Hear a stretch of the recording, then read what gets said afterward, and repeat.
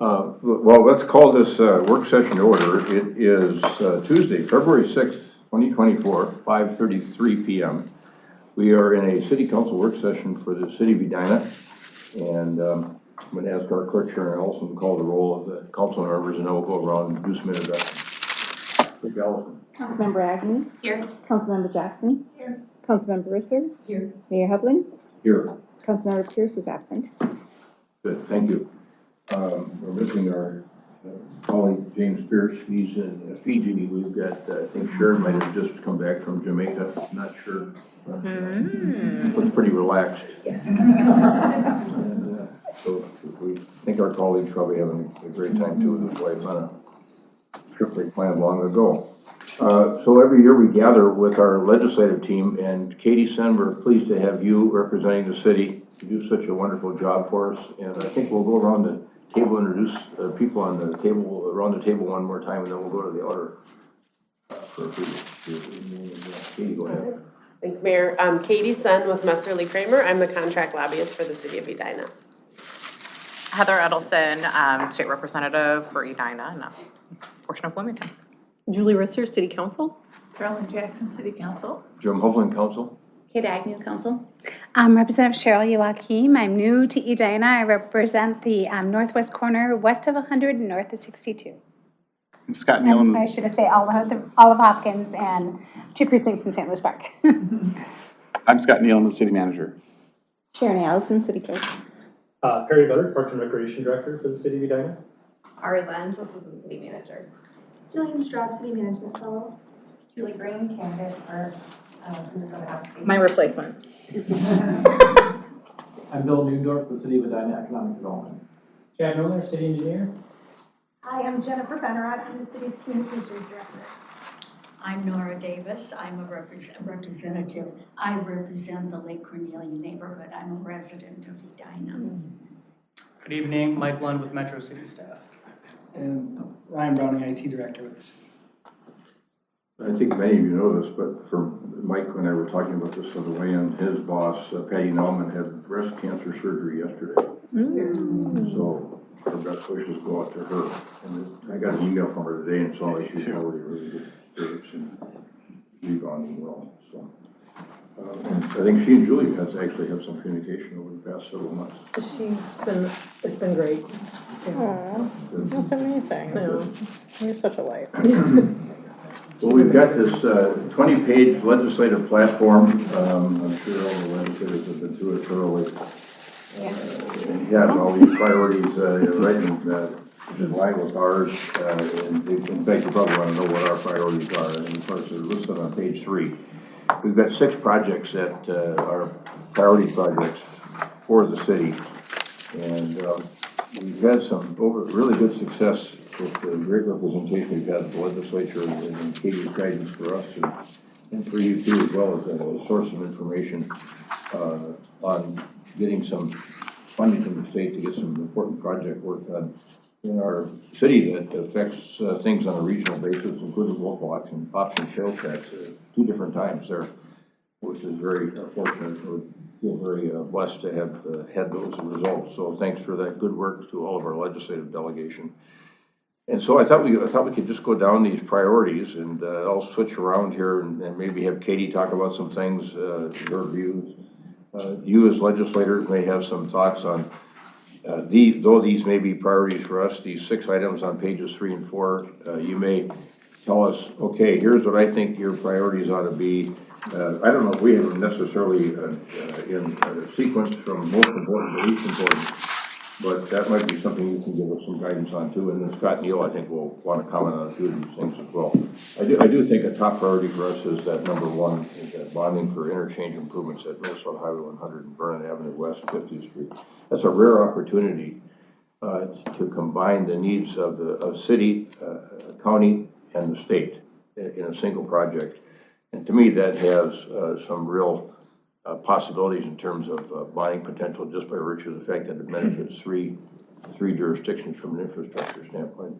And Scott or Chad, you may want to talk a little bit about this project and explain what we're trying to do generally. And could you also tell us how the bonding tour come through and how that went? The Senate did, yeah. Yeah. The Senate tour did come through. I thought it went really well. It was a very cold day. But we had the Grange Hall opened up for them. They came in. Our presenters were the fire chief and the city engineer, director of engineering, Chad, and did a great job. And we got them back on their bus and heading to Chanhassen right on time. How long were they here? 25 minutes. And Dibble has some strong connections with Edina, so. Oh, what is that those might be strong somebody connections with Edina? family Lived here. Family lived here. My father worked for Public Works for many, many years. I see his uncle all the time.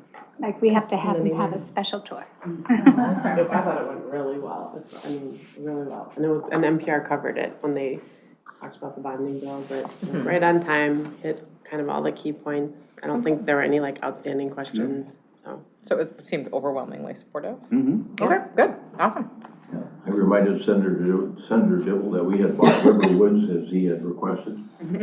So just to kind of plant that seed, although after that last task force meeting on metro governance we had last week, I'm not sure One little background story about that is in the 1970s, MnDOT thought, Vernon used to be 169.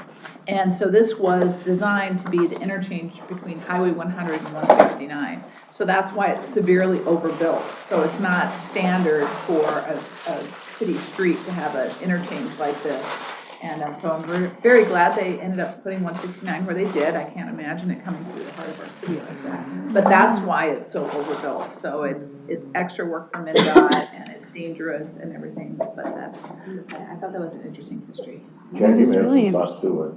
Working on it from a design standpoint. We just think it's great to make those connections within the various neighborhoods. Now you can't walk or bike, safe across either one of the bridges, and it'll be a benefit to not only the residents to not have to drive, but also the businesses to get in and out of the area. So. With these 8 local road connections out here, we got our own little mini spaghetti junction. And what we can do and we got a good plan for it to be able to still provide people with the access they need moving northbound and southbound and getting off and on. We can free up enough space if we can get MnDOT to cooperate and give us some that land right down here to put a 3rd fire station eventually right on this government campus. I think that's another good possibility here that exists. Would you want to build that at the same time? I just don't know what the rules are around geo bonds if they let property before the project's built. I know it can't be revenue generating, but I think it would be something. After the interchange project. okay. Timing wise, is that what you're saying? Yeah, it's just that's better. And our project doesn't include the fire station funding. Yeah. Just the timing of when Yeah, you got the interchange property is back. 25, and then we're going to have a discussion to finalize any agreements with the end of that project. We're starting with discussions right now. We did this fire station study and we need a 3rd fire station to cover northeast Edina with faster response times. And we can't find land. So this is a perfect spot. It's on the east side. We can move quickly into that northeast quadrant. So if we do this right, we can come back in a few years. But the study said you don't need it for 5, 6, 7 years. So. But it was a 2019 study. Pardon me? The study came out in 2019. And Cheryl, for our neighborhood, we can't safely get to 50th and Francis City Hall, which I know you're aware of. We're really shut off for biking and walking.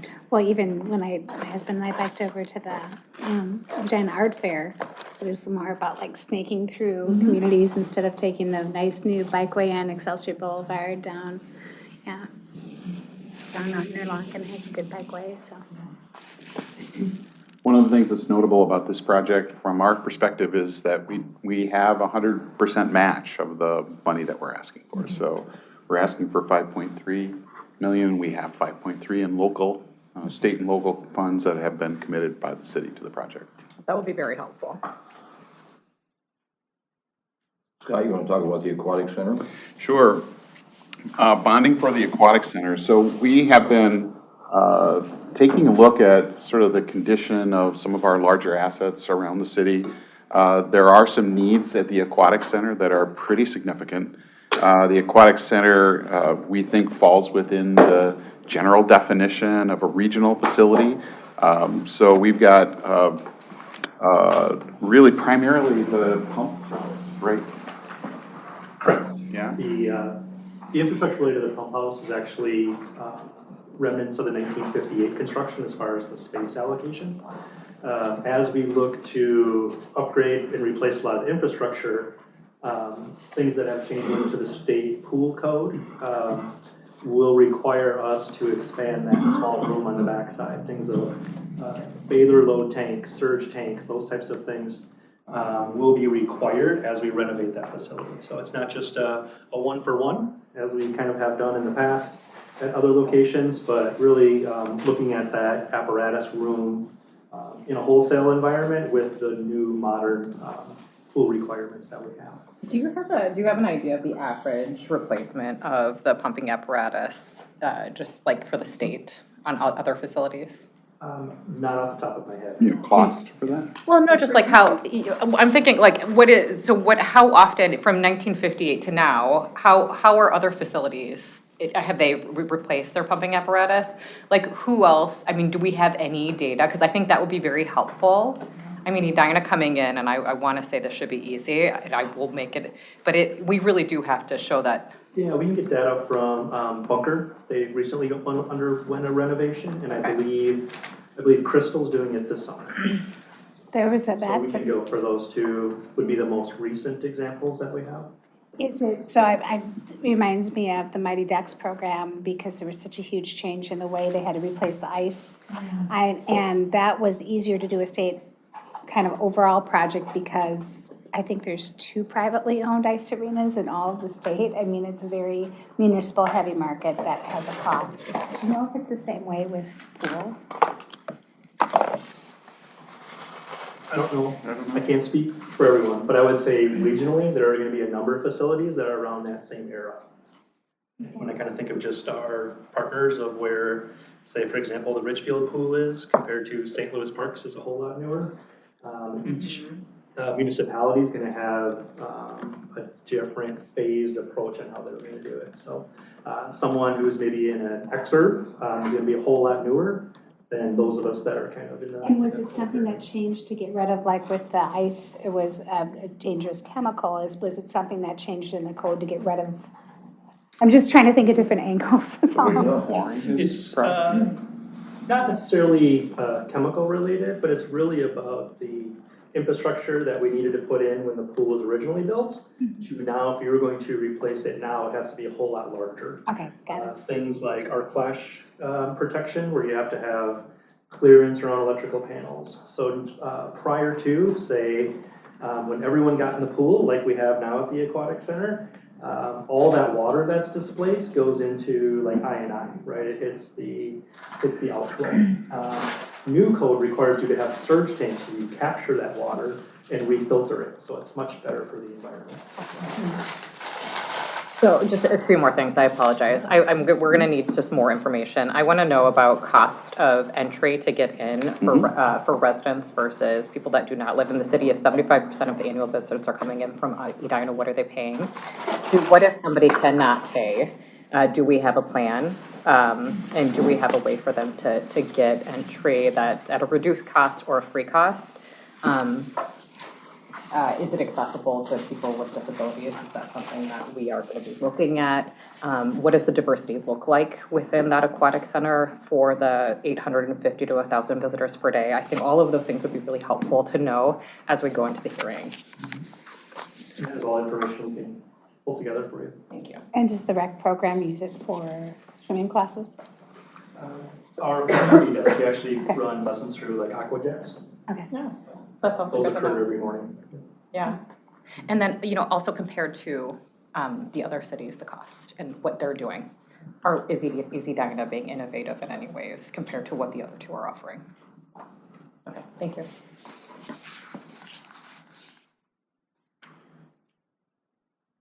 Excuse me. I took a bite at the wrong time. So, next one is number 3, the sales tax exemption for projects in the Edina Park Master Plan. Both those plans relate to municipal sales tax that you were instrumental in helping us secure, along with our board permission from the legislature to go to the voters to ask them if they'd be comfortable imposing this half-cent sales tax on themselves was a critical part of the process. And now, as we think about having the ability to use $90 million worth of local option sales tax revenue to completely redo these parks, or actually Fred Richards Park Master Plan for creating a brand new park. And then the Braemar Park Master Plan builds on an existing model that we have with a lot of new amenities and improved amenities. There's going to be quite a bit of sales tax on construction materials and supplies. It'd be nice to save that money on a $90 million project. Significant amount of money. And I could just add a note, which is, typically the legislature, and you both know this, but it has been open to doing sales tax exemptions. We had been hoping last year that there would just be the general sales tax exemption. It was for a certain it was time so period. close. Did you guys just miss it? I think we're going to miss it because it hasn't been built yet. What, do you remember what it was? I don't know, because I did two different ones when I was property tax chair, and we kept changing the dates. Yeah. So, and I know we've chipped away at fire and police already is exempted, but. Yeah, I think we're outside the window. We'll double check and see how it. Do we know if other cities are gonna be asking for this too? I would be very Hopefully. surprised if there aren't, Yeah, because that's every good. year there have been several, and they've typically done them. Well, especially the ones that just got the local options. Yeah, yeah. I mean, there'll be a little bit of, depending on how much revenue there is. Yeah. And the statute was written right, but Department of Revenue saw differently in rulemaking, so that's something we've been trying to fix now for what, 9-10 years? Okay. That makes a lot of sense to do that. Fire station number 2, you helped us on that in 2022. We got $1 million for design work. We should have been a little bit more expansive in our request in terms of how we could use the funds. Because we'd like to be able to use those funds also for construction, all around the construction, or about to go under construction. Our pre-design and design costs are gonna be less than the $1 million. We'd like to take advantage of all of the money that was allocated, so that's what the request is really just to add a bigger scope to the project. Didn't we try at the end of session to tweak this? Am I wrong? Do we not? I think we did. I don't think so. It was a little bit of a surprise. Yeah. Oh, we did, okay. Okay, I just remember there was like, okay. We tweaked the public safety, South Metro that's Public what it was. Safety Yes. Oh, okay. I language, wouldn't and think that did that- pass last year. Yeah, okay, got it, okay. Yep. And it's the bonds it's not like it'll cancel back because you're using it. What would happen with the excess money without the tweak? It probably would cancel back It to would the cancel state. back in 3 years, okay. So we just need a language, that should be fine. Talk That should be fine. a little bit about the city's lodging taxes. Sure. We have a conventional lodging tax, a 3% lodging tax here, just like a lot of communities do. We have a standing agreement with the Chamber of Commerce, the Edina Chamber of Commerce, to operate a convention and tourism bureau called Explore Edina. So the funds from lodging tax come here. They get verified, they get processed, and then they get sent to the Chamber of Commerce, where they're used for eligible expenses for the CVB. They're interested in expanding the scope of eligibility for expenses relating to economic development programming that they do at the Chamber. We are interested in having a greater flexibility for the funds for community events like 4th of July, things like that. They're always in need of funding. We'd like to be able to do that on a more regular basis, and that's what the basis of this is. We've had some discussion with it, with our chamber. The chamber is interested in this as well. They used for community events, if the chamber's a sponsor, you might still be able to use it We might that still be able to way. do it, that's Yeah. right. The other ones are really heavy lifts. It's hard to adjust local lodging tax in the best of times, and I'm not sure the House tax chair would be fond of this, just to be blunt. I mean, that's my gut too, is it's gonna be really I don't even tough. think the Senate tax chair We would thought the either. local option sales tax was tough. This is like, Yeah, but the chamber one, you might want to look, I I think you can still utilize that funds if they're a sponsor and it's their, part of their initiative to do. Because it brings people into the community. Thanks, Cheryl, for that advice. Mhm. And then Scott, you might also take number 6. Yeah, I think I'm gonna ask Bill if he can comment on number 6. Number 6 is a change to, from in the 5-year rule, for two TIF districts, right? Right. We have 2 high-profile TIF districts right on France Avenue. Both were, one is approved in 2022, one is approved in early 2023. They're big projects, over $400 million of private investment. 400 million of private, not public, but private. So we're hoping to use tax increment to reimburse them for building the public roads and the other public infrastructures on the site. But with the rising interest rates, the stagnation of capital markets, they've not been able to finance those, either project, even though they checked all the boxes. It made great sense at the time that we approved them. So the challenge is when you start the TIF district, the clock starts running, and you've got 5 years to like get your project done. These are massive projects.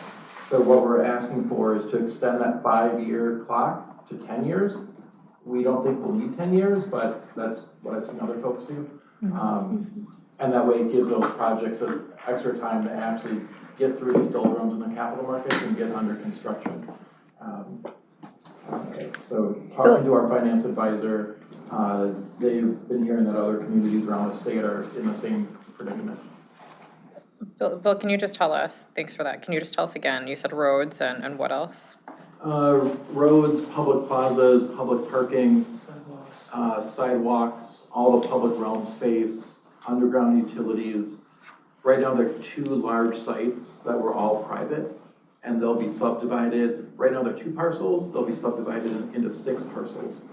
So they're gonna give us road easements, sidewalk easements, bike easements, and so it's all the infrastructure to make that connectivity possible. Okay. The one on 72nd in France, if memory serves me right, about 40% of their properties have a public use. Yeah, there's one at 72nd in France. It's actually 51% of their land is going to be dedicated back, not dedicated, but easement back to the city to use it for public realm. And these have been tough sites. The one at 72nd, this is the 7th proposal. The first 6 the city council denied because it just didn't work right. We thought we finally had it with number 7, and then the capital markets go flat. So an extension would be very, very helpful. And if I remember correctly, if they're not extended because they've been cleared, they would no longer qualify for TIF. Because they don't have the buildings on them anymore. So was it structured as pay as you go? Oh, of course. And then, did you waive any other, like, since they're dividing up, the one project that's divided into 6 and you could get park dedication fees for, did you waive that since they're giving some of the land back? We do not. Okay. They need to, there's a park very close It's to helpful it. to know these things just because we have, well, taxpayers don't really like tips, so. Yes. But the extensions are you're right, they're very common. And that's usually a pretty, easier lift to do with the TIF extensions. In the Senate, Senator Latz has helped me get ones for Hopkins that I could barely squeak by in the House. Right, it's definitely Senator Latz on this. Can you also just tell me, I mean, like, historically, whenever we do TIF legislation in Edina, I just think there needs to be a lot of community outreach and work. Can you tell me that the city is doing a lot of conversations with community so they understand what we're doing here? I mean, are you hearing any feedback? I think sometimes TIF can be very hard to understand, and I just think there can always be pushback, and so I just want to make sure that we're doing a job to communicate. We've done the standard communication. I've not done anything specific for these projects. Okay. But we're happy to do that. Okay, yeah, I just think a little bit more outreach as much as possible, just so that if we can talk through any concerns. Sure. But it just does seem very reasonable. I mean, $400 million investment is great for Edina. Yeah, great. 400 million. Yeah, it's good. And it would extend the TIF district just a little bit, it looks like. Yeah, so extend the 5-year clock, and then right now, since the clock's running, one district is a 15-year district, so we're asking to add and this would all be subject to state approval and city council approval. So if we add 5 years on the front end, we want to also add 5 years on the back end to get that full term.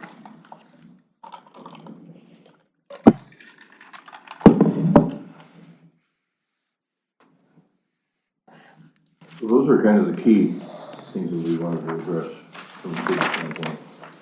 Get your thoughts. And I don't know if you think, having listened to our conversation, participating in the conversation, if you think there are ways that we should prioritize or approach these different motions that we have on bonding or sales tax exemption, or how we use TIF, or how we extend TIF, or how we use that state bonding money for the fire station. I'd say throw them all out there. The only thing I would not do would be the lodging tax. That's just my thought. Yeah, I agree. I don't think it's gonna be done. I think it's gonna make us. No, appreciate that, Cheryl. It's gonna not put us in a good position. Yeah. Yeah, I'm like, okay. Some of these other positions are just consistent with what metro cities might have, or League of Minnesota Cities, or in our case, Municipal Legislative Commission has its own agenda that you'll be hearing about at some point in time. So I don't know if there are things in there that you wanted to just touch on that you think are things that you're comfortable with, or you want to give us a heads up on some things. I've always loved the realignment of the motor vehicle lease sales tax allocation. I have your new county commissioner work on that. It's something that Hennepin County and Ramsey have been trying to change forever. And when CTIP dissolved, Dakota County kind of held a lot of people hostage on a bunch of different things, and this was one of them. So, I need to know more about that. yeah. Just had to do about pesky light rail. Jim probably knows. Oh my goodness. Do you ever get feedback from constituents about the group home issue? No? I have, when there was an issue that arose in Edina. I think you and I have spoke about that. Was it like a year ago? Yep. It was. Yeah. So I was going to ask, was it an issue? I mean, it was on my side of Edina, so I think you probably wouldn't have heard about it. These are protected. I worked on this issue when I was Senator Latz's staff, and it's a very protected class that you have to. Absolutely. Like, so was it an issue with parking or deliveries? The issue was that there was a neighborhood where there were several of them proposing to be purchased and developed in the same neighborhood. And there was a question from some of the residents there about, isn't there any way we can limit this or put a sight distance only if you're a between them? city in the first class Yeah, or under right. 1,000 population. And so that's looked at the kind of statute. that's kind of what we want, or we've asked for, is that same ability, not to prohibit them. No, I know, but but that'd be really tough, especially in cities where you do have really close lot lines, and that people have a right to live where they can live, and so that's a tough one. I mean, we did some tweaks around the edges, like I said, when I was staff for Senator Latz, around having to notify the city if you're purchasing and going in. Right. But otherwise. The driving concern was actually that the whole purpose of group homes is to live in a neighborhood. And it was looking as though an entire block was going to be group homes. So it really would lose that neighborhood integration. Were these the same, the issue was brought up years ago in Golden Valley because somebody was coming in and purchasing multiples in a row, and then putting staff in one and kitchen in another, and then building connections between sidewalks, which you could fix with zoning yourself. Like, you wouldn't have to change the law. So it was like on a whole working group for 3 months looking at this issue. So that's a really That wasn't what was happening. really tough one No, to it was change. that concern that they were losing the neighborhood experience. So it was a kind-hearted concern. It wasn't, we don't want them, it's like we want them to have the full experience, so. Sometimes using that as an example of why it shouldn't happen makes it sound like you're trying to find something that they would be palatable with understanding. You know what I mean? I get the pushback totally. Yeah. But it was Okay, we want to have a happy experience. Yeah. Yeah, well, and I was just telling Katie, there's gonna be a piece of legislation, it wasn't on there, I don't think, unless I missed it. The piece of legislation that it sounds like will be coming forward that will, make it so that group homes, right now they're licensed through DHS, that they wouldn't have to get, if it's a multi-use family or for say a group home, that they wouldn't have to get like a rental.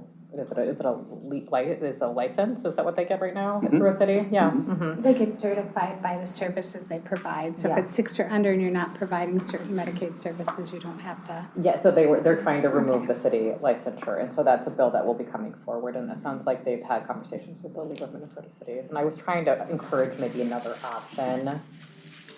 I don't know, I mean, but that's gonna be something that's gonna come forward, just that's dealing with cities. To kind of flip through here. I'm glad you sit in healthcare and I don't. Oh my gosh, yeah. Between environment and public safety, I noticed one thing that we had an interesting and lively debate on was plastic, the banning of bags. Yes. Plastic and paper. Yes. Mm-hmm. And we found out that there's a state ban against banning bags, plastic bags. I voted against that. We fought it really hard and I actually delayed it and sent it to taxes.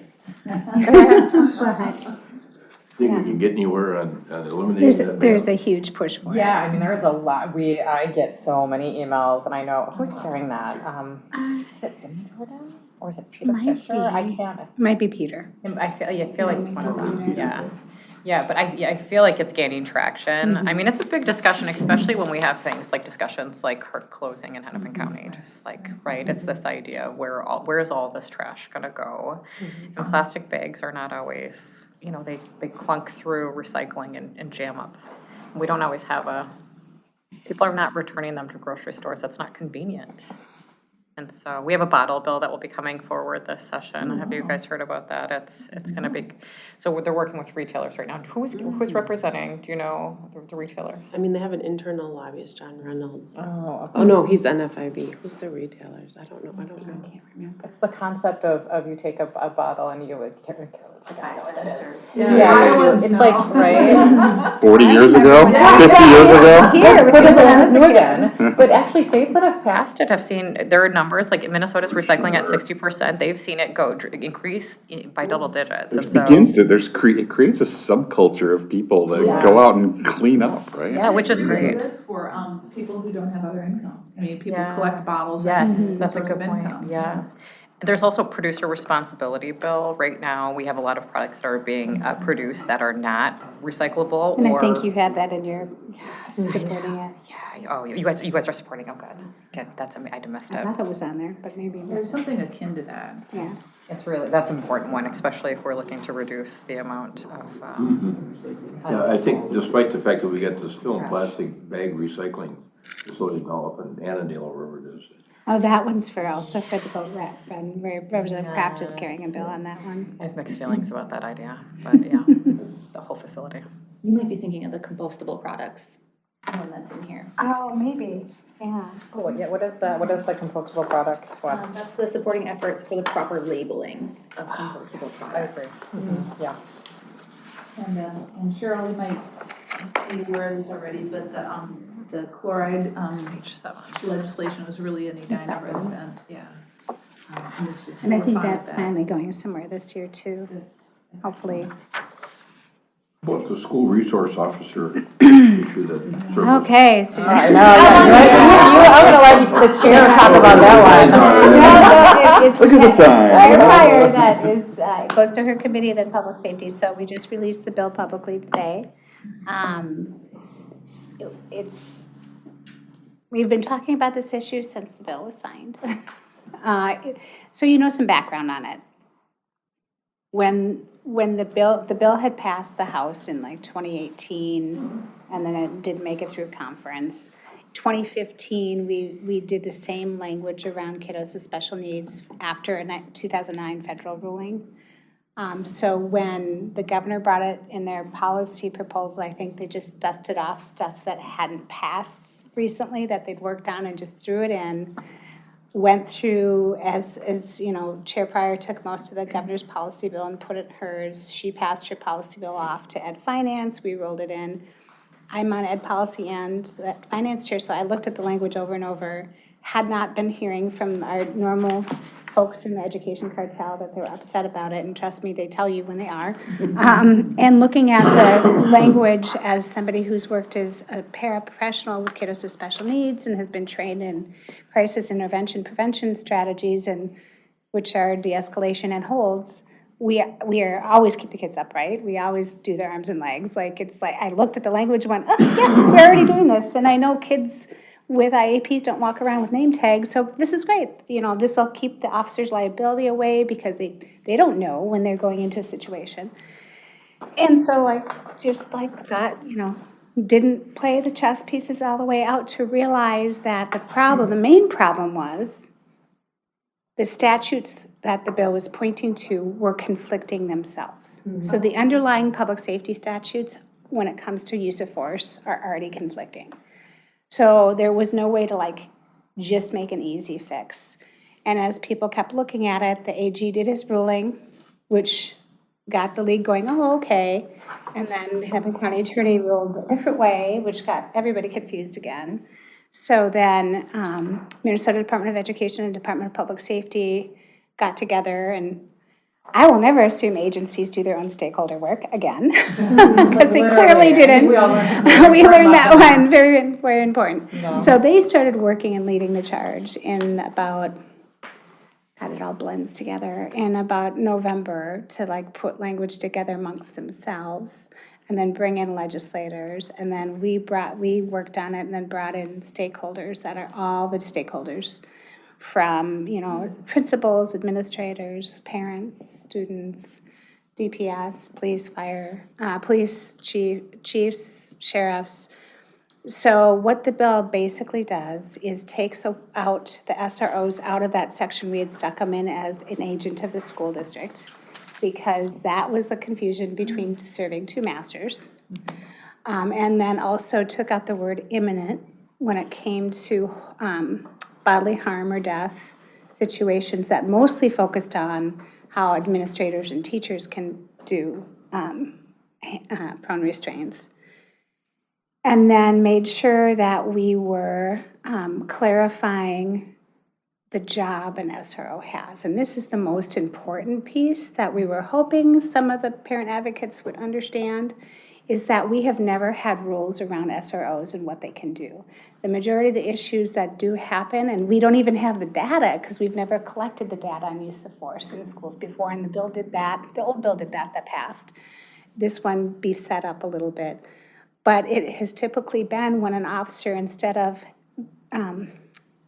developing like you do in Edina, and St. Louis Park, same, but they still pull their SROs, developing the relationship that they want to develop. And they were, some officers were being used to just like go and like enforce school rules. We took that away because that's not their job. That's the teacher's job, the admin jobs, the para jobs. They're there to keep kids safe, develop relationships, and then if there has to be a legal interaction, then it can be there. And I think this is so important for folks and why there's so much emotion behind this. You got to remember our kids are absolutely required by law to be in a school setting. They have no choice but to interact with whoever we put in that setting. And for some of our kiddos, those interactions don't end up well.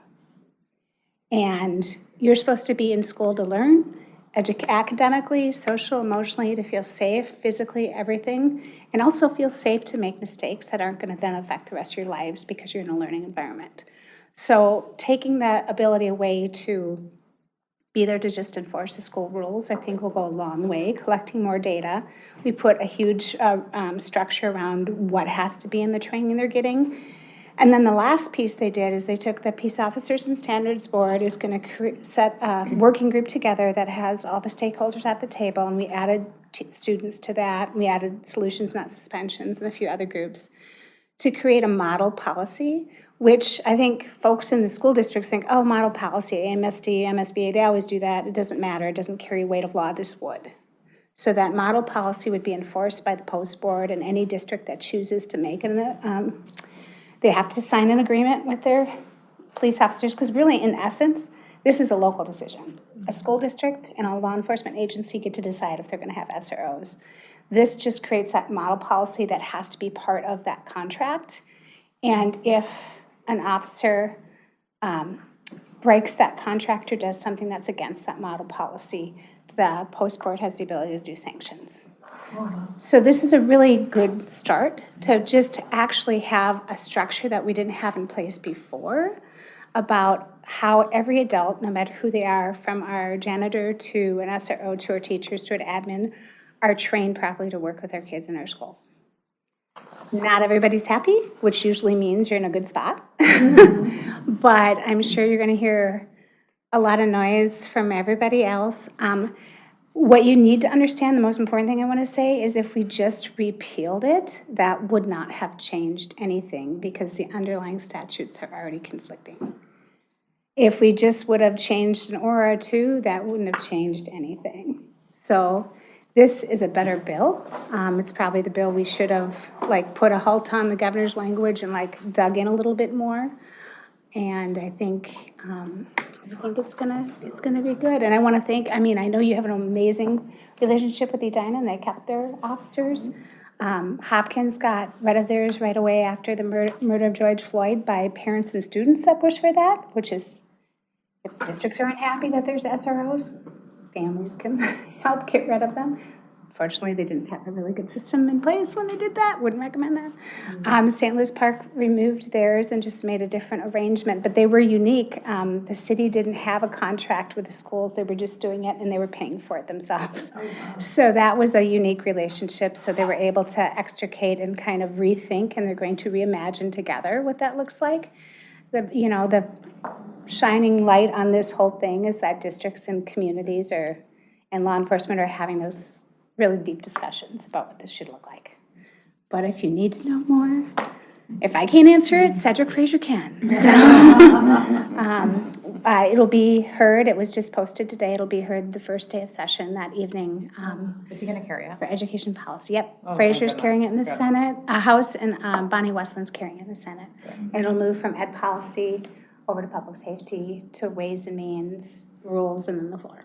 There's been in the House. A lot of heartburn for us at the legislature too, trying to negotiate. A lot of misinformation. Yeah. It did not ban prone restraints either, and people keep mentioning that, well, prone restraints are banned in jails. Prone restraints that keep somebody in that position as a punishment for long periods of time were what were banned. Prone restraints still happen in jails to adjust behavior. So, lots of layers, as public policy usually has. Yeah, thanks for that great background. Speaking of heartburn, how about last spring when we were, had all that cannabis-related stuff going on? Was that 2 springs ago? I think you meant my gummy bill. You mean when Edina legalized? Yeah, that was. I led the way there. It was a long. Is it all cleaned up? I think it's all cleaned up now. Yeah. In my defense, what I was doing was really important. There was a Supreme Court decision. Yeah, I know, thank you. There was a Supreme Court decision that was going to criminalize anybody with a felony that had any trace amounts of THC. And then there was all these bad products that were being sold that looked like Starburst at local gas stations. So I was addressing this large public safety issue and public health issue we had. So, but a lot of people didn't know that. So that cannabis-related heartburn is gone for you too. Yeah, listen, I approve. I approve. I do want to actually I think there's 2 other things that I think that are really important, just from the health and human service issues to how it relates to a city and how it's up. CFSS, so the federal government is also looking at one of the things that I've heard a lot from community members is spousal reimbursement. We used to, during the pandemic, we allowed spousal reimbursement for PCAs. And that is something, right now we have a care issue in terms of understaffing in a lot of our nursing homes and care facilities. I've been visiting several throughout the city, and staffing is hard. And so we're trying to look at what we can do at the state level with that. But one of the things that we did during the pandemic was the Medicaid reimbursement for the PCA. So spouses could maybe reduce their hour at one job and then help care for their their husband or wife at home, and that would be a way to cover some of the cost, because not everybody can afford it. But that went away in November, and so we're hoping that by July of this year, that will come back. I think that's a really big issue for people that have a spouse with a disability or a child with a disability or care needs. Parental reimbursement has also gone away, and so I just think that's just to kind of flag that's a big issue that's happening right now in the care community. And I'm carrying a piece of legislation on nursing homes. We're not gonna have a lot of money. And we gave money to nursing homes last year, but we have a staffing issue that's not getting any better. So I think we're trying to figure out what to do as a state about it. It's tough. It's tough. I had a few just quick questions that I was like, tell me more, and I know we don't have a lot of time, so I won't go through all of them, and I can always ask afterwards. But I was wondering about, wanted to let you know about a few different things that might be helpful. The electric buses for schools. I mean, I know the ILJA Act had some stuff in there, but I'm not sure how that's going to move at the state level. Plus, electric buses for schools only work if a district has an indoor bus barn, which very few do. I know you guys do. We do. So, looking at that and looking at the neighborhood, neighborhoods that are impacted by emissions and stuff doesn't always match up. So that might cause a big disparity, but it's still good to think about. And then there was the bridge. It's great that you guys have that 85 miles of MSA roads. That's awesome. I used to be in transportation, but it's been a while. Increased local bridge replacement. There might be federal funding on that too. And I don't know what Representative Chair Cagle did with she was directing the ILJA money, and I think there might be some money there. We're just starting the last half of the IIJA now. Yeah, okay. And, USDOT has set up a really good website for kind of accessing possibilities out there. So. And then the K through 3 threats assessments, I'd want to know a little bit more. I know there's a bill that's going to be coming forward looking at GIS mapping of schools in an efficient way so that can be shared with every emergency responder. They already have a pilot project down in the southeast. GeoCom was doing that, and they're presenting a bill to possibly use some of the 9/11 telecommunication funds, which also include GIS, to help do this project and put out grants for folks to do that. The EV rebate is finally online from Department of Commerce, which was a huge deal. So it's $2,500 for a new vehicle, $600 for a used. So that opens tomorrow. That was. Bike one will be out in, I think, June or July. It's so funny. I sent an email when I was like, "Where is this one?" Well, they were telling me they don't June or have to July. do it by July, but they were trying to do it sooner. And you should know, like cities, so Hopkins did their own on top of that. So there's a way to maybe incentivize people that way. Okay. How did they pick the numbers for that? Because I just did Mayor's Minute on it downstairs. The 2,500 and 600, or which one? The It can't EV be a new one? car worth more than 55,000, and it can't be a used car worth more than 23,000. I think they don't want to pay for a bunch of Teslas. I think they were trying to make sure it wasn't disproportionately going to go to wealthy people. And so I think there was a lot of discussion around that. But I still think it's a win. I mean, our community, I literally have like 60 emails about the EV rebate. People want it in Edina, and so it opens tomorrow. It's a positive. It's your update. I put it in I sent it out today. Also, I'd like to You know know. what they're doing in Hopkins for the city The bike, matching rebate? I think it's like 500 under a certain amount for the bike. I know my husband was trying to figure out how we could stack them to get the most efficient use of that. We're working on something similar. Yeah. Oh, okay. I would love an update from the mayor too when Representative Yoakim on the Met Council.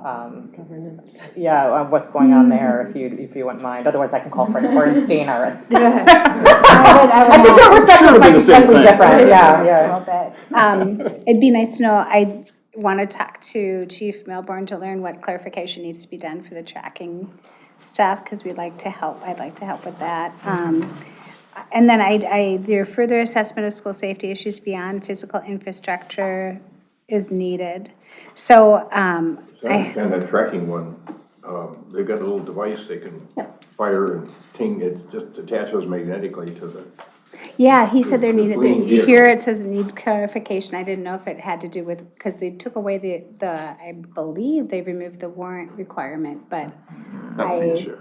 okay, so yeah, I'll like have him call me. I don't usually do a ton of public safety, but I'm interested in that. I know, Moeller carried the. Moeller carried it in the bill. House Yes. and Carla Bingham carried it in the Senate, and that hearing went off the rails. But they got it, maybe some of the problems that are in there were put in by the Senate. So we might want to bring our senator in on that.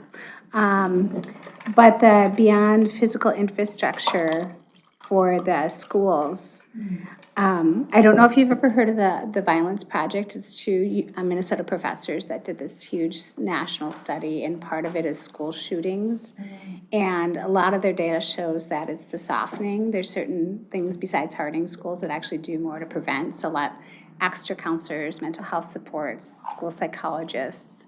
And we've done a lot of investment in that already, so hopefully, I just wasn't sure about what that bullet point quite meant. And then, I know you had cannabis for the munis, I know Osseo is trying to do that right now, so I didn't know if there was something that was standing in your way that you needed to have clarified, or you're just kind of waiting to see what that board does, okay. The rest I could probably ask later. Just give us the mayor. On that, I can give you my view. I would love that. but Scott, we don't need new statutory approval to. Just do waiting to see how they're cannabis gonna license. license it, right? Well, what I've heard from the temporary cannabis management people is that we shouldn't, as city governments, especially in the metro, we should not expect to get a license, right? They've got a lot of people lined up to get licenses. They think that, that fall into some of the protected classes that they defined in the law, and they don't think that, cities are gonna be part of that. Are you wanting to do more than just sell it at the liquor No, store? no. Oh, well, you should be able to sell it at the liquor store. Yeah. Oh, okay, I on- was like, wait, But it's in statute. But not as a, As the license. some cities are jumping in and granting themselves a license, like Mm-hmm. smaller towns might be. But we're certainly not gonna be able to do that. Yeah, okay. On 5.1, we should touch on that one for emergency medical services. What page? Yeah, the working yeah. group has been, Local page control. 14. Yeah, so I was sitting at this one right in the corner, and it's Jim, it's Brian Holmer up in Thief River, the mayor of Thief River. And he said, your metro chiefs, they're at odds with us over this emergency medical services funding strategy. And I thought, well, I don't know anything about it, so I said, send me what you got, why you think we're not in alignment on it, but I think we are in alignment. I think we are. So when you look at 5.1 and those two bullet points there, I think those are entirely consistent with what they want in greater Minnesota. Yeah, but I don't think that, I mean, I think there's a lot of complexity to this task force that's been meeting. I don't even think that, I think they might be at an impasse. So I understand that everybody wants to have essentially what Edina wants, what we have currently is our own EMS system. And right now, like Minnetonka, there's a lot of, the cities aren't gonna be able to afford it. Well, yeah, they don't quite want, they just frankly. want to I be mean, more say in how the distribution model So, and they don't want to fund it locally, they want to fund it through the state legislature. I don't know yet. I'm curious to hear more about the funding, because that's one thing I don't think we've heard a lot from. I know that all of the cities want to have their own EMS. Well, so that's a lot of them do. Not, I mean, so like, I know Minnetonka, definitely, and I know there's like, there's this kind of dispute that's happening with Orono and over in this area here, but there is a lot of the cities, municipalities want to have either their own or share, and feel like right now they are kind of stuck with the service area they have. So I'm curious what the funding infrastructure look like. How is it going to be paid for? That's the part I haven't heard. Or like in the case of Thief River, he said they're trying to cover a 650-mile square area, the size of Rhode Island, out of one facility, Thief River, with a limited number of units. And do they want to see the change of the current infrastructure now? He wasn't clear to me exactly what he wanted. Well, you can already, municipalities can come together, if I can remember right, just like the fire service areas, you can do an EMS area already. I think the big conflict that you're seeing more is the fight between hospitals and their models. Yes. And then cities who feel like because of the hospital models, they're not getting the coverage that they want, so they want to have a say in how that coverage is distributed. Some of them might want to have their own. I know Hopkins and St. Louis Park do not. They've been involved in trying to say like, hey, you know, when we're sitting here and have to dispatch an officer, which are rare right now with recruitment and retention issues, to be with somebody for an hour as they wait for half an hour as they wait for an ambulance. Yeah, I think that's There's it. like one like 2 miles away. I was gonna say, I think it's the response time really is the root of the Yes, issue. yeah, exactly. Yeah, and so I think, There's that yes. issue too. I mean, in some parts of Minnesota, we did contracted with a hospital ambulance service, and they've got a whole different standard for how they respond or how fast they respond. So, or how many times they have to respond based on the contract. Well, and I think there's some limitation with the statute of cities having the ability to essentially say, this is the expectation of the response time that we want. And I think that is a very fair. It is. I think that's very fair. I don't think that all the cities can have their own first responders. I think our taxes are gonna go up dramatically, and I don't think we have the infrastructure to do that. But I do think that cities, I think if there is language to support that, I think that would get, You asked I think our that would be fire good. chief, is there anything about what they want in greater Minnesota that he's opposed to? He'd say no, absolutely not. Yeah. He also says that he counsels certain cities against doing their own just because it's expensive and. Yeah. And we asked our residents that over a decade ago, do you wanna go to the county, or do you wanna keep paying for dispatch and for our ambulance service? No question about it, they said it was You overwhelming. do your own dispatch and you used to partner with somebody else too. No, we do it our own. We do it on a contract basis Yes. for Ridgefield. Ridgefield, Right. okay, I couldn't remember. And it's like Edina's like unique and like that we have Yeah. our own. Hopkins used to have our own and then it was Yeah. just got too expensive. expensive. And we had to like beg to get into the county one. I think if you ask Wearsome out in Minnetonka, he'd say East Minnetonka gets far different response times than West Minnetonka. Because For of the ambulance or provider. fire? For ambulance? Yeah. Fire, I know, because we It's a cover county East board. Minnetonka Forum and Hopkins, so. Yeah. Because we're closer to a lot of that, but I think that's why they keep building their multi-unit housing there, is because we can respond to it faster. But yeah, no, you're right, it's the response time. Response times, and the city should have a say to some extent. I mean, that's like, yeah. Tell us your perspective, please, on how the Met Council meeting went, because I think that we're all interested. I at least for sure. Paper said there was 3 different ideas. Yeah. I'm thinking about we're being recorded. Anyway, so, well, the legislation, I feel like when I look at it, the enabling legislation was set up in a way where there was a presumptive belief that the existing model didn't work, and they wanted to change it. You can just see that in the way the language is written, and you can see How you put together the your work structure group and your of goals. this task force. It's mostly legislators and county commissioners. And there's one, Lisa Goodman was supposed to be on there as a at-large member, but she then finished on the Minneapolis Council, and then they appointed a woman from the Kenilworth Corridor who had sued the Met Council over the Southwest LRT. They appointed her to be the citizen rep. So you got all these different views of the world. And for me, I know from being, doing this work for a long time, a lot of counties prefer a COG model, a Council of Governments model, where an elected county commissioner would also serve as a Met Council member. And when you ask him, ask Elkins, he spent 20 hours a week being a Met Council member, 30 hours a week. I asked Carla Bigham, where do you have 30 hours a week to spend at the Met Council? And tell me in one way you've been disadvantaged at the county level by the existing model. And when they took public testimony, we heard all this public testimony. Well, when you distill down the public testimony, it's a lot like we face in cities. And it's a dissatisfaction with an outcome leads to an accusation of lack of accountability, lack of transparency.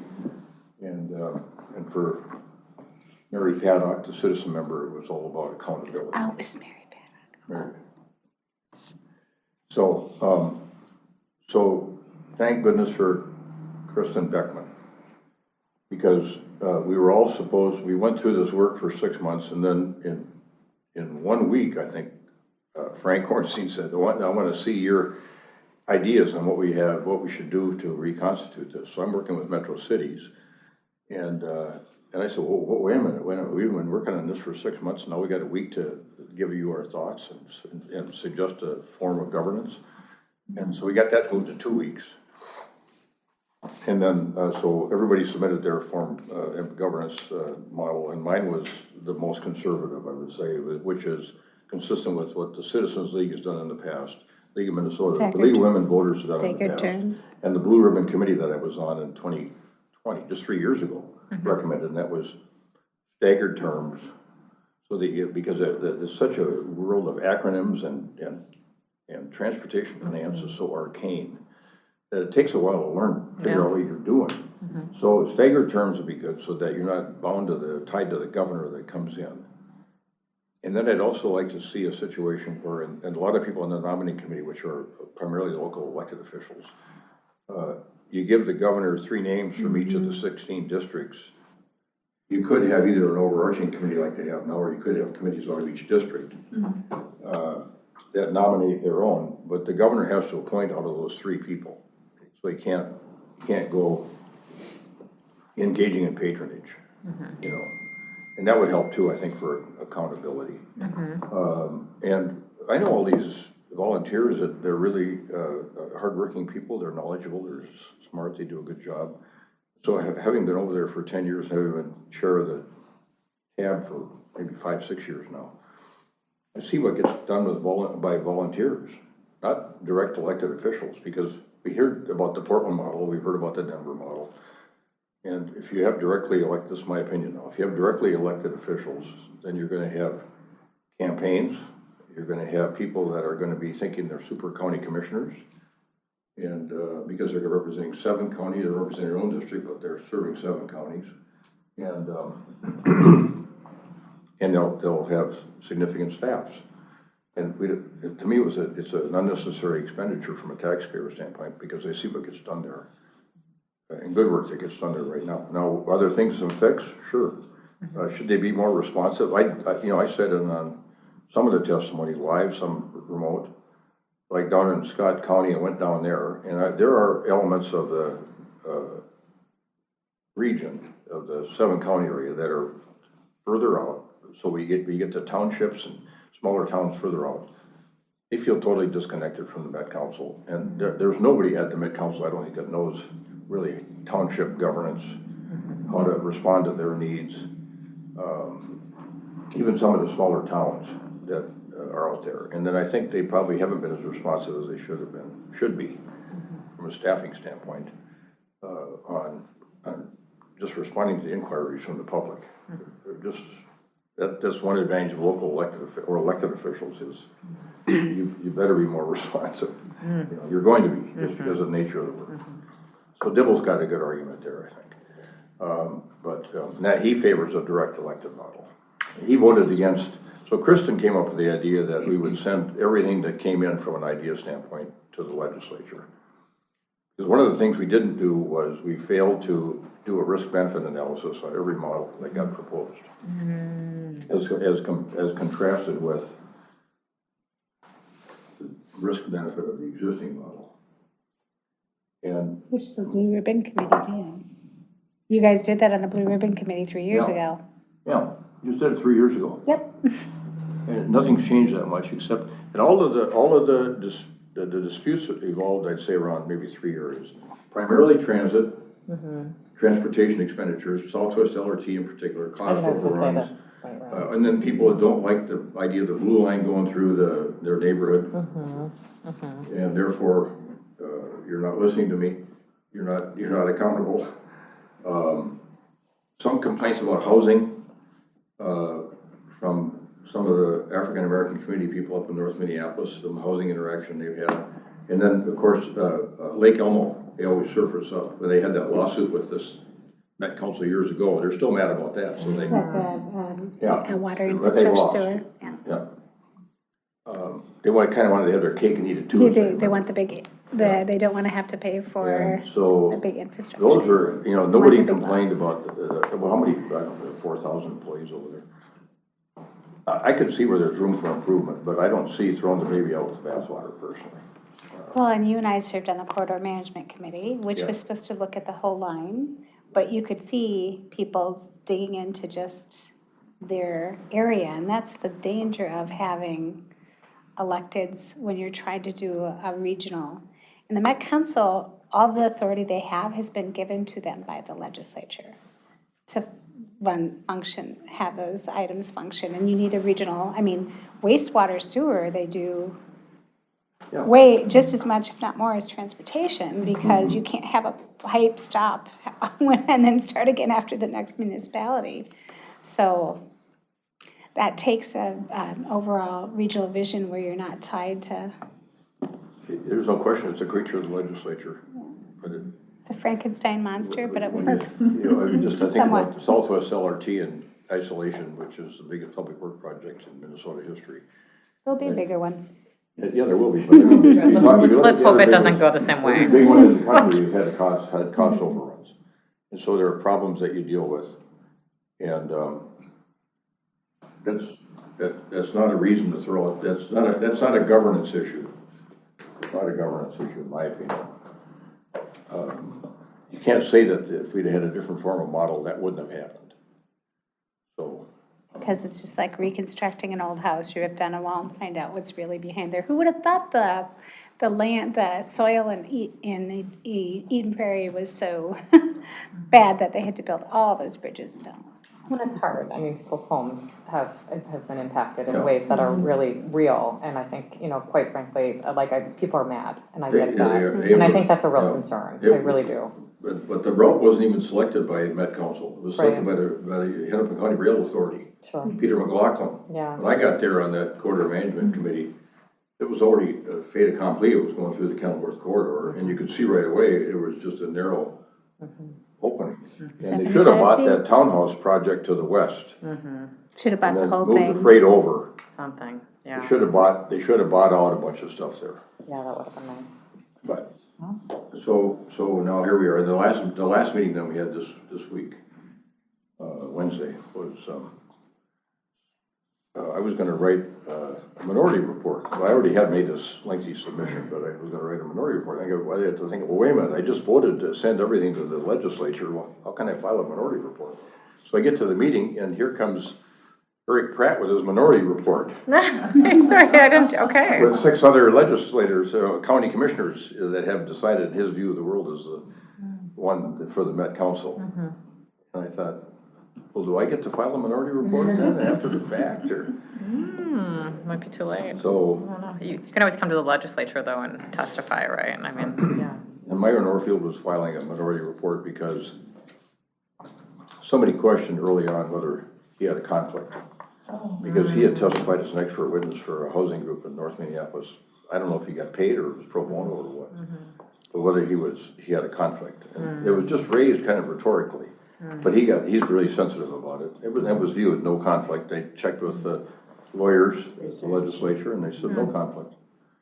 But he was going to file a minority report making it clear that he didn't have a conflict. So sounds like politics. Okay. Sounds like our job. Well, thanks for your service on that. Quite an experience. Yeah, thank you. It's probably not over yet. I may see some of you in. Oh, I think it's not over yet. I think we'll plan on it. Yeah, that'll be a fun debate. Dibble ended up voting against it because it didn't follow his notion of the rule, which is direct election. Interesting. Yeah. Wow, that's it. Thanks for the update. It's a balanced update too. Well, hopefully you all have ours. Yeah, I'm sure you have. Oh, I have all the notes. I do have mine, and make sure everybody else has mine on council. And I respond to text the fastest. That's the easiest way to. We're very fast at that. The other thing you'll hear is that it's too staff-driven. But There's so much technical work that goes on over there. I mean, it's like. Without them, people would be lost. They would have no sense of what to do. I mean, the level of knowledge over there in their fields of expertise, whether it's transportation or storm, sewer, sanitary sewer operations, parks, housing. There's a lot of really smart people working over there that you have to really rely on to give you advice as you're in the process of making decisions on things. That's why we have a lot of great staff at the legislature. There is a lot of staff over there, and it is staff-driven to get you the information you need to make a decision. But they're not sitting there telling you how to make a decision. Right. Right, well, that's how They a do, lot they of our do governments provide work. information Yeah. that's, I'd say, with the options that are out there. That's their job, yeah, yeah. Well, it'll be interesting to hear how it kind of moves along. We'll have to stay in communication as it goes through the legislature. Yeah, I should really think about, like, when you pick chairs in the House and the Senate, they should never both be for the same You know committee. what's so funny? in the same I literally area. was thinking it, but you said it, so I'm gonna, But then again, I've heard it so much though, 3 I out think of our I 4 don't know if it's my idea anymore. education chairs represent the Hopkins schools. And 2 of them represent Edenbury. So. Sometimes it just, right, it's the nature of just how, happens. yeah. I always think though that, people do a good job trying to hopefully represent a different perspective. Oh, yes. I mean, you and Lori, I think you and Try. Chair Pryor do a good job. Got that very balanced. The way the committee got structured, when you get there, you just think, wait a minute. Cities are the largest customer of the Met Council by volume. Yeah. No question, not even close. I'm the only one there from the city. Oh, wow. I'm the only one. It's a spot for, by statute, they had a spot for one city representative appointed by metro cities. I think that was by design, Mary. Sad, that's why it's always, when somebody's proposing a working group, you look very carefully, not just on who they're suggesting needs to be on there, but what their charge is. Because it really directs the work that they do, and it can be like a push-pull. It's hard. Well, are you guys at a council meeting? Yes, we are. Yes, I know, well, we'll let you guys Okay. get to it. Thank you, good meeting, good meeting. Thank you, yeah, thanks for Thank being you here. for the food. Yeah, thank you for the food. Yes, I would love that. So lucky. Yeah, Fridays are usually good days for me.